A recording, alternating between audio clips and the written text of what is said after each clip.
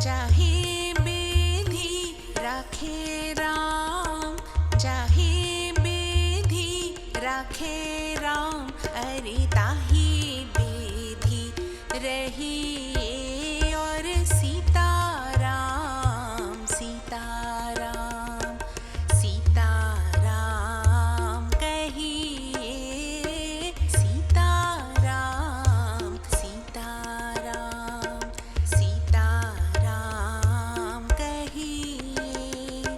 जाहि विधि राखे राम, ताहि विधि रही और सीताराम, सीताराम, सीताराम कहिए। भारत माता और हिसाली वाली मैया को मेरा प्रणाम। पावन चिंतनधारा आश्रम की ओर से सभी को जय श्री राम। श्री वाल्मीकि कृत रामायण एक धार्मिक ऐतिहासिक महाकाव्य में मैं अयोध्या कांड का भक्ति भाव से पठन करती हूँ। निवेदन है कि आप भी श्रद्धा भाव से इसका श्रवण करें। ओम श्री गणेशाय नमः। ओम श्री सरस्वते नमः। ओम श्री हनुमते नमः। ओम श्री गुरुवे नमः। श्री सियावर राम शरणागतम्। 59वां सर्ग।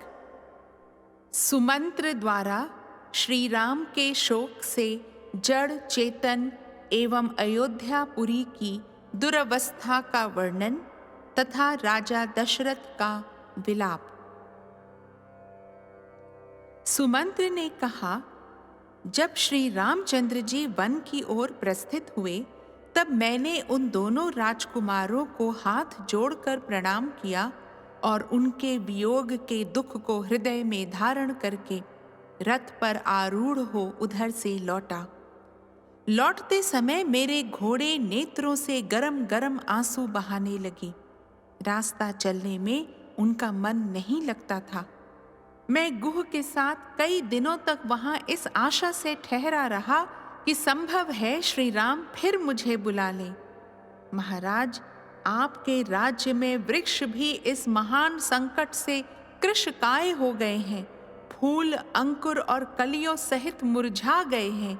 नदियों, छोटे जलाशयों तथा बड़े सरोवरों के जल गर्म हो गए हैं। वनों और उपवनों के पत्ते सूख गए हैं। वन के जीव जंतु आहार के लिए भी कहीं नहीं जाते हैं। अजगर आदि सर्प भी जहां के तहां पड़े हैं, आगे नहीं बढ़ते हैं। श्री राम के शोक से पीड़ित हुआ वह सारा वन नीरव सा हो गया है। नदियों के जल मलिन हो गए हैं। उनमें फैले हुए कमलों के पत्ते गल गए हैं। सरोवरों के कमल भी सूख गए हैं। उनमें रहने वाले मत्स्य और पक्षी भी नष्ट प्राय हो गए हैं। जल में उत्पन्न होने वाले पुष्प तथा स्थल से पैदा होने वाले फूल भी बहुत थोड़ी सुगंध से युक्त होने के कारण अधिक शोभा नहीं पाते हैं तथा फल भी पूर्ववत नहीं दृष्टिगोचर होते हैं। नरश्रेष्ठ, अयोध्या के उद्यान भी सूने हो गए हैं। उनमें रहने वाले पक्षी भी कहीं छिप गए हैं। यहाँ के बगीचे भी मुझे पहले की भांति मनोहर नहीं दिखाई देते हैं। अयोध्या में प्रवेश करते समय मुझसे किसी ने प्रसन्न होकर बात नहीं की। श्री राम को न देखकर लोग बारंबार लंबी सांसें खींचने लगे। देव, सड़क पर आए हुए सब लोग राजा का रथ श्री राम के बिना ही यहाँ लौट आया है, यह देखकर दूर से ही आंसू बहाने लगे थे। अट्टालिकाओं, विमानों और प्रासादों पर बैठी हुई स्त्रियां वहां से रथ को सूना ही लौटा देखकर श्री राम को न देखने के कारण व्यथित हो उठी और हाहाकार करने लगी। उनके कज्जल आदि से रहित बड़े बड़े नेत्र आंसुओं के वेग में डूबे हुए थे। वे स्त्रियां अत्यंत आर्त होकर अव्यक्त भाव से एक दूसरे की ओर देख रही थीं। शत्रुओं, मित्रों तथा उदासीन मध्यस्थ मनुष्यों को भी मैंने समान रूप से दुखी देखा है। किसी के शोक में मुझे कुछ अंतर नहीं दिखाई देता है। महाराज, अयोध्या के मनुष्यों का हर्ष छिन गया है। वहां के घोड़े और हाथी भी बहुत दुखी हैं। सारी पुरी आर्तनाद से मलिन दिखाई देती है। लोगों की लंबी लंबी सांसें ही इस नगरी का उच्छ्वास बन गई हैं। यह अयोध्यापुरी श्री राम के वनवास से व्याकुल हुई पुत्र वियोगिनी कौसल्या की भांति मुझे आनंद शून्य प्रतीत हो रही है। सुमंत्र के वचन सुनकर राजा ने उनसे अश्रु गदगद परम दीन वाणी में कहा, सूत, जो पापी कुल और पाप पूर्ण देश में उत्पन्न हुई है तथा जिसके विचार भी पाप से भरे हैं, उस कैकई के कहने में आकर मैंने सलाह देने में कुशल वृद्ध पुरुषों के साथ बैठकर इस विषय में कोई परामर्श भी नहीं किया। सुहृदों, मंत्रियों और वेद वेत्ताओं से सलाह लिए बिना ही मैंने मोहवश केवल एक स्त्री की इच्छा पूर्ण करने के लिए सहसा ये अनर्थमय कार्य कर डाला है। सुमंत्र, होनहार वश यह भारी विपत्ति निश्चय ही इस कुल का विनाश करने के लिए अकस्मात आ पहुंची है। सारथे, यदि मैंने तुम्हारा कभी कुछ थोड़ा सा भी उपकार किया हो तो तुम मुझे शीघ्र ही श्री राम के पास पहुंचा दो। मेरे प्राण मुझे श्री राम के दर्शन के लिए शीघ्रता करने की प्रेरणा दे रहे हैं। यदि आज भी इस राज्य में मेरी ही आज्ञा चलती हो तो तुम मेरे ही आदेश से जाकर श्री राम को वन से लौटा ले आओ, क्योंकि अब मैं उनके बिना 2 घड़ी भी जीवित नहीं रह सकूंगा। अथवा महाबाहु श्री राम तो अब दूर चले गए होंगे, इसलिए मुझे ही रथ पर बिठाकर ले चलो और शीघ्र ही राम का दर्शन कराओ। कुंदकली के समान श्वेत दांतों वाले लक्ष्मण के बड़े भाई महाधनुर्धर श्री राम कहाँ हैं? यदि सीता के साथ भली भांति उनका दर्शन कर लूं, तभी मैं जीवित रह सकता हूं। जिनके लाल नेत्र और बड़ी बड़ी भुजाएं हैं तथा जो मणियों के कुंडल धारण करते हैं, उन श्री राम को यदि मैं नहीं देखूंगा तो अवश्य यमलोक को चला जाऊंगा। इससे बढ़कर दुख की बात और क्या होगी कि मैं इस मरणासन्न अवस्था में पहुंचकर भी इक्ष्वाकु कुल नंदन राघवेंद्र श्री राम को यहां नहीं देख रहा हूं।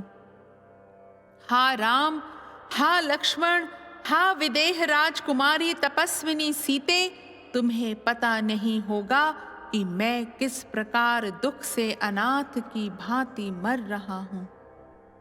राजा उस दुख से अत्यंत अचेत हो रहे थे, अतः वे उस परम दुर्लंघ्य शोक समुद्र में निमग्न होकर बोले, देवी कौसल्ये, मैं श्री राम के बिना जिस शोक समुद्र में डूबा हुआ हूं, उसे जीते जी पार करना मेरे लिए अत्यंत कठिन है। श्री राम का शोक ही उस समुद्र का महान वेग है। सीता का बिछोह ही उसका दूसरा छोर है। लंबी लंबी सांसें उसकी लहरें और बड़ी बड़ी भंवरें हैं। आंसुओं का वेग पूर्वक उमड़ा हुआ प्रवाह ही उसका मलिन जल है। मेरा हाथ पटकना ही उसमें उछलती हुई मछलियों का विलास है। करुण क्रंदन ही उसकी महान गर्जना है। ये बिखरे हुए केश ही उसमें उपलब्ध होने वाले सेवार हैं। कैकई बड़वानल है। वह शोक समुद्र मेरी वेग पूर्वक होने वाली अश्रु वर्षा की उत्पत्ति का मूल कारण है। मंथरा के कुटिलतापूर्ण वचन ही उस समुद्र के बड़े बड़े ग्राह हैं। क्रूर कैकई के मांगे हुए 2 वर ही उसके 2 तट हैं तथा श्री राम का वनवास ही उस शोक सागर का महान विस्तार है। मैं लक्ष्मण सहित श्री राम को देखना चाहता हूँ, परंतु इस समय उन्हें यहाँ देख नहीं पाता हूँ। यह मेरे बहुत बड़े पाप का फल है। इस तरह विलाप करते हुए महायशस्वी राजा दशरथ तुरंत ही मूर्छित होकर शैया पर गिर पड़े।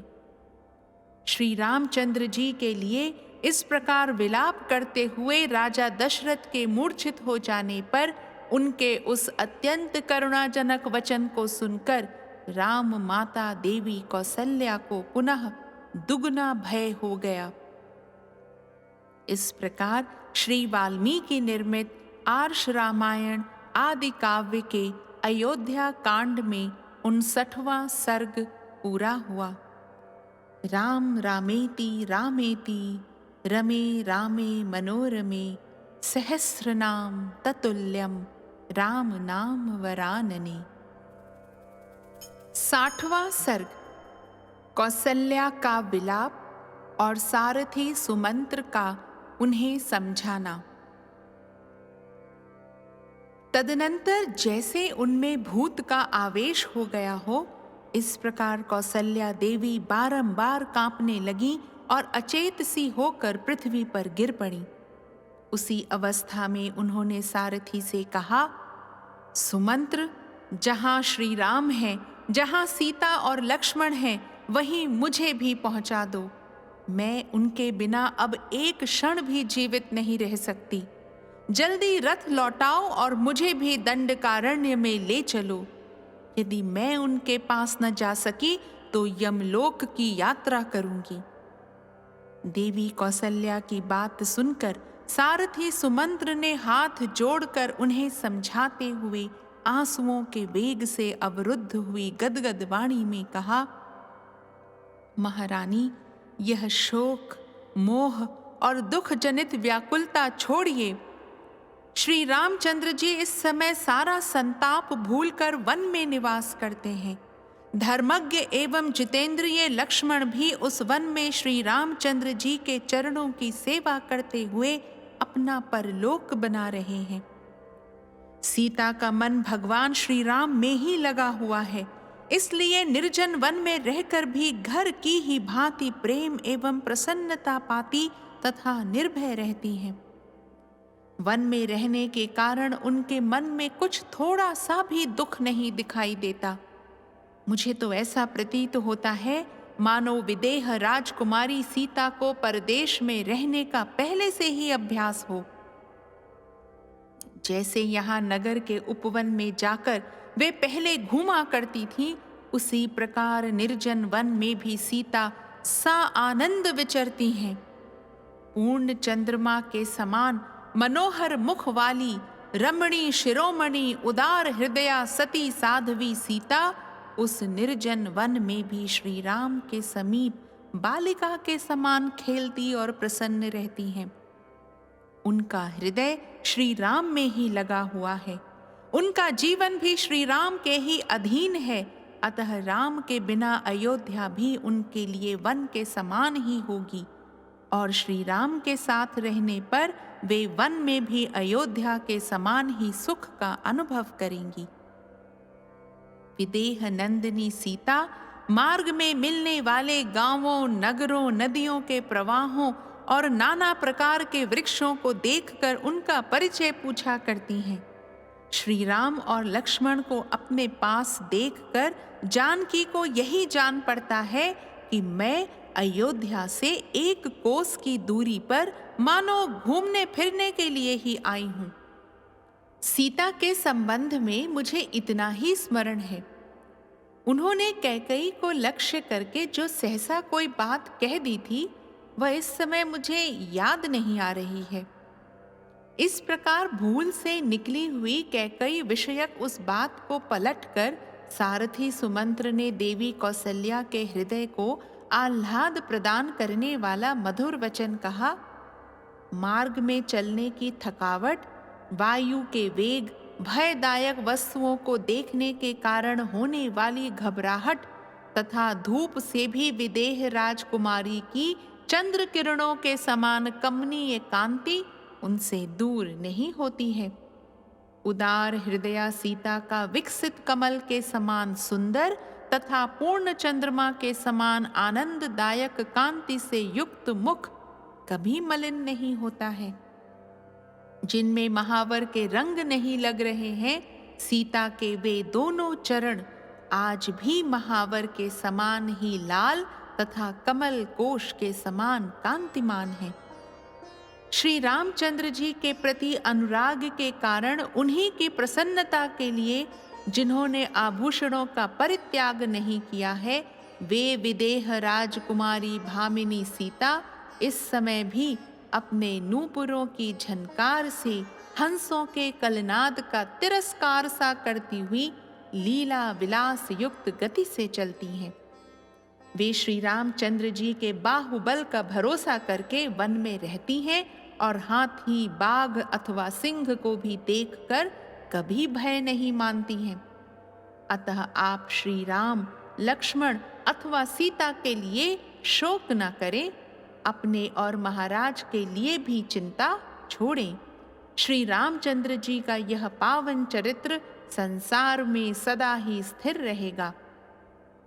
वे तीनों ही शोक छोड़कर प्रसन्न चित्त हो महर्षियों के मार्ग पर दृढ़ता पूर्वक स्थित हैं और वन में रहकर फल मूल का भोजन करते हुए पिता की उत्तम प्रतिज्ञा का पालन कर रहे हैं।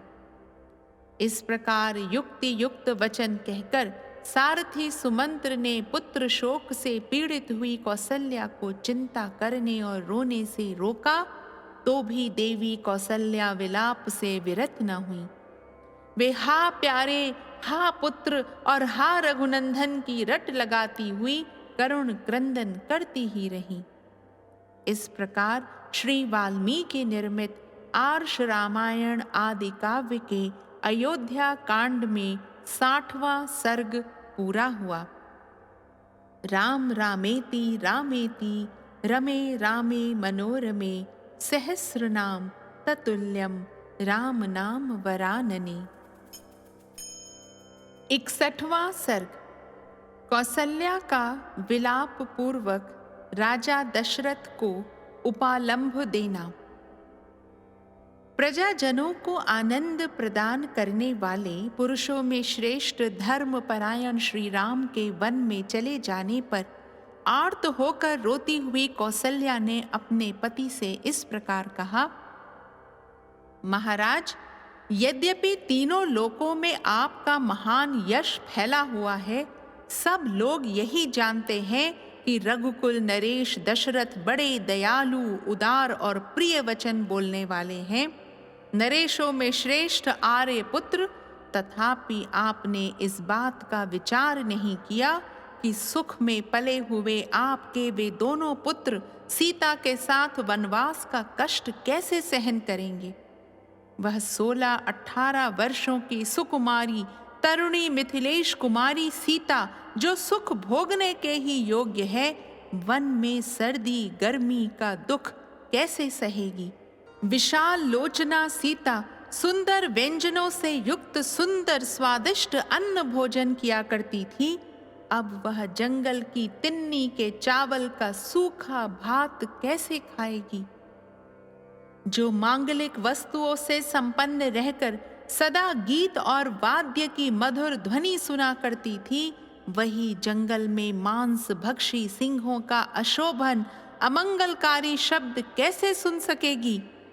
जो इंद्रध्वज के समान समस्त लोकों के लिए उत्सव प्रदान करने वाले थे, वे महाबली महाबाहु श्री राम अपनी परिघ जैसी मोटी बाह का तकिया लगाकर कहाँ सोते होंगे। जिसकी कांति कमल के समान है, जिसके ऊपर सुंदर केश शोभा पाते हैं, जिसकी प्रत्येक सांस से कमल की सी सुगंध निकलती है, तथा जिसमें विकसित कमल के सदृश सुंदर नेत्र सुशोभित होते हैं, श्री राम के उस मनोहर मुख को मैं कब देखूंगी। मेरा हृदय निश्चय ही लोहे का बना हुआ है, इसमें संशय नहीं है, क्योंकि श्री राम को न देखने पर भी मेरे इस हृदय के सहस्रों टुकड़े नहीं हो जाते हैं।